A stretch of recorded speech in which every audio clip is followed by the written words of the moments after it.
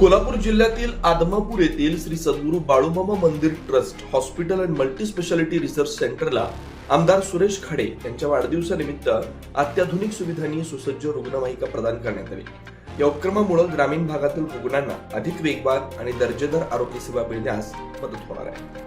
आदमापूर तालुका बुदरगड येथील श्री सद्गुरू बाळूमामा मंदिर trust hospital and multispeciality research सेंटरच्या सेवेत आता आणखी एका अत्याधुनिक रुग्णवाहिकेची भर पडली आहे। आमदार सुरेश खाडे यांच्या वाढदिवसानिमित्त मातोश्री तानुबाई दगडू खाडे यांच्या वतीनं ही रुग्णवाहिका हॉस्पिटलला प्रदान करण्यात आली। यावेळी मान्यवरांच्या उपस्थितीत रुग्णवाहिकेचं लोकार्पण करण्यात आलं। ग्रामीण आणि दुर्गम भागातील तरुणांना आपत्कालीन परिस्थितीत वेळेत उपचार मिळावेत, गंभीर रुग्णांना तातडीनं मोठ्या उपचार केंद्रापर्यंत पोहोचता यावं या उद्देशानं हा उपक्रम राबवण्यात आला। नवीन रुग्णवाहिकेमुळे हॉस्पिटलच्या आरोग्य सेवेला अधिक बळ मिळणार आहे, परिसरातील नागरिक आणि रुग्णांना मोठा दिलासा मिळणार आहे। यावेळी उपस्थित मान्यवरांनी आमदार सुरेश खाडे यांच्या सामाजिक बांधिलकीचा आणि आरोग्य क्षेत्रातील योगदानाचा गौरव केला।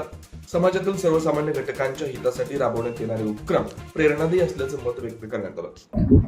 आज राजमाता अहिल्यादेवी होळकर यांची जयंती आहे आणि मागल्या काही महिन्याच्या अगोदर मी इथे आलो त्यावेळेला खूप चांगलं समाज झालं आणि दर्शन झालं बाळूमामाचं। त्याच्या आशीर्वादात खूप समाधान संपत्ती नांदायला गेले। त्यावेळी सरपंच असतील, इथे ट्रस्टचे लोक असतील, साहेब असतील, आम्ही सगळे असतील, त्यांच्या माध्यमातून आम्हाला एक विनंती दिली गेली की आमचं ट्रस्टचं हॉस्पिटल आहे आणि इथं मोठी गर्दी पण असते, इमर्जन्सी काय लागली तर आम्हाला ॲम्ब्युलन्स आमच्याकडे नाहीये, त्यामुळे आम्हाला एक ॲम्ब्युलन्स मिळाली तर आम्हाला चांगली सुखसोयी उपलब्ध होईल।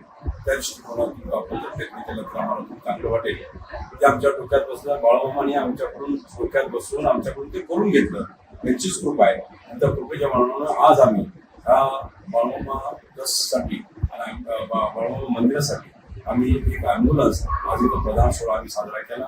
बाबांच्या आशीर्वादानं हे घेतलेलं आहे।